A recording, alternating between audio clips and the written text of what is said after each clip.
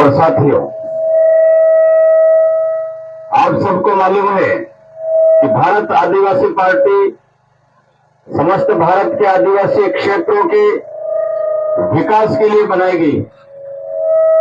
आदिवासी जो भारत देश का मालिक है, आदिवासी का मालिक का हक देने के लिए, आदिवासी को भारत के मालिक होने का इज्जत और मान सम्मान देने के लिए, आदिवासी को भारत का मालिक होने के नाते जो आदिवासी का सरकार का बजट है, वो बजट पूरा का पूरा आदिवासी समाज के लिए ईमानदारी से ला करके खर्च करने के लिए भारत आदिवासी पार्टी का निर्माण किया गया है।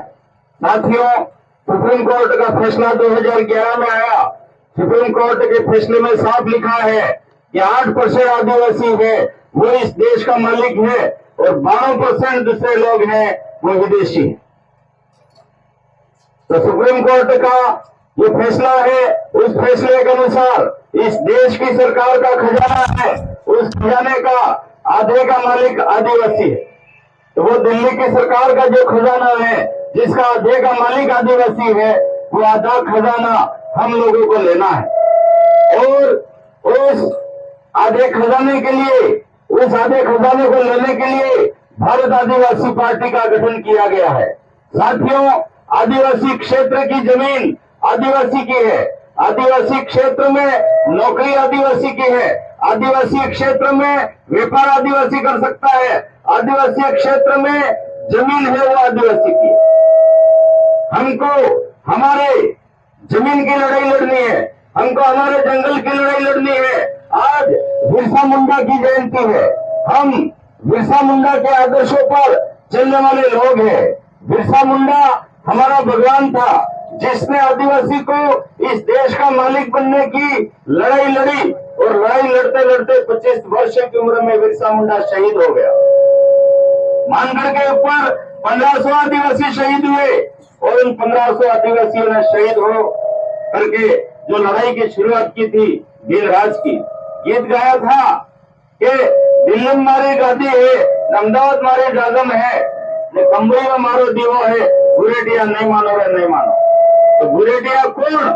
तो भूरेटिया वो लोग हैं जिनको सुप्रीम कोर्ट ने बोला कि 12% लोग विदेशी।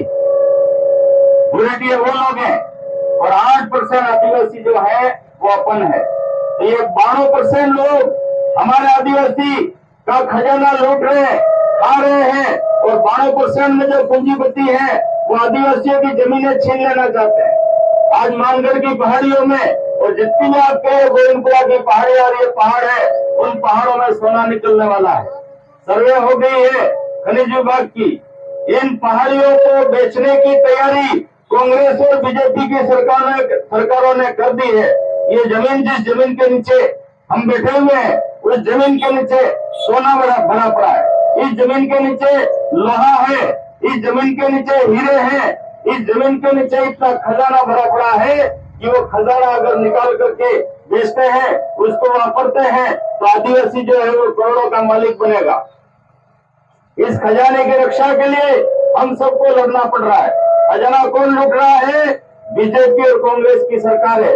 प्लॉट बना दिए हैं मानगढ़ की पहाड़ियों के और बाहर से पूंजीपति बोली लगाएंगे। ये मानगढ़ की पहाड़ियों की, गोविंदपुरा की पहाड़ियों की जमीनें जो हैं वो ये बेच खाएंगे और हम विरोध करेंगे तो कांग्रेस बीजेपी की सरकारों के लोग हमारे आदिवासी को गोली मारेंगे और आदिवासी को खत्म करने का षड्यंत्र चल रहा है। साथ ही लड़ाई आदिवासी को बचाने की है। अगर भारत आदिवासी पार्टी जीतती है और विधानसभा और लोकसभा में हमारे लोग जाते हैं तो कांग्रेस और बीजेपी की सरकारें जो है वो टूट जाएगी और कांग्रेस बीजेपी की सरकारें टूटेगी तो आदिवासी एरिया की जमीन को हम बचाएंगे। 100% नौकरी आदिवासी की ही लगे, ये कानून हम पास कराएंगे। और मैं दावे के साथ कह रहा हूं कि आज कांग्रेस और बीजेपी की सरकारों में हमारे शिक्षित बेरोजगार सड़कें जाम करने के लिए मजबूर हैं।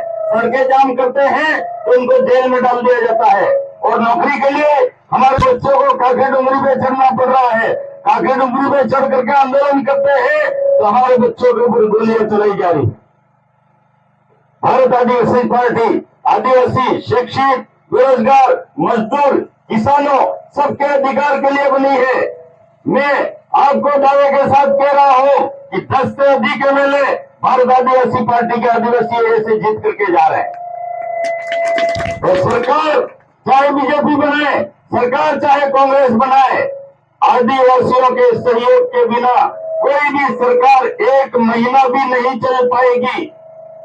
और हम पहली शर्त ये रखेंगे कि हमारे आदिवासियों को जनसंख्या के अनुपात में आरक्षण दो, तब जाकर के हम इनको समर्थन देंगे। और मैं वादा करता हूं कि मेरा आदिवासी बेरोजगार हमारे रहते हुए सड़क जाम नहीं करेगा। मेरा आदिवासी बेरोजगार गोली खाने के लिए काकी डूंगरी नहीं चढ़ेगा।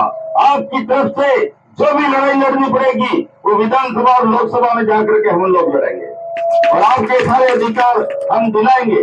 लाखों करोड़ रुपया आदिवासियों का ये खा रहे हैं। कांग्रेस का महेंद्रजीत सिंह मालविया, कांग्रेस का अर्जुन बामनिया, बीजेपी का कैलाश मीणा, ये सारे लोग जो है वो आदिवासियों का जो आधा पैसा आता है, जो करोड़ों रुपए रुपया है, उस पैसे को खुद खा रहे हैं और उनकी पार्टी के नेताओं को दे रहे हैं। हम कांग्रेस और बीजेपी की जड़ों को हिला देना चाहते हैं। हम ये चाहते हैं कि हमारे आदिवासी का हक आदिवासी को दिलवाए। आप सब लोग, मुझे आदिवासी समाज ने अपनी तरफ से उम्मीदवार बनाया है। मुझे कोई दिल्ली वालों ने टिकट नहीं दिया है, मुझे कोई जयपुर वालों ने टिकट नहीं दिया है। गढ़ी विधानसभा के आदिवासी समाज ने मिलकर के आम राय से मुझे टिकट दिया है। मेरा हाईकमान आप हो। मैं दिल्ली जयपुर वालों का गुलाम नहीं बनूंगा। क्यों?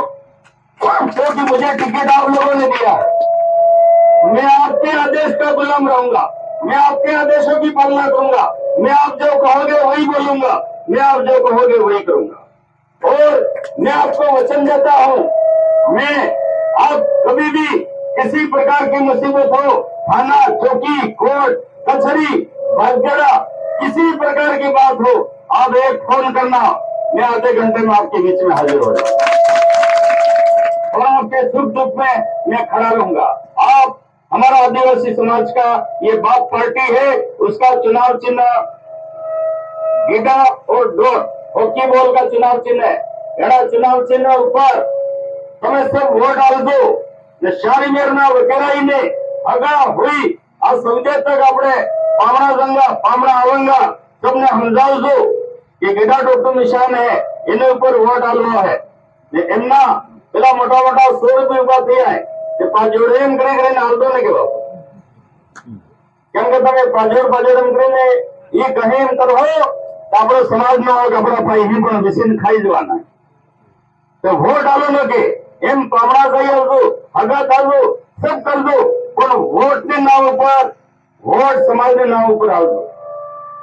इतनी बात के मैं हमारी बात खत्म करो। सब भाई बहन ने जय जोहर, जय आदिवासी, जय हिंद।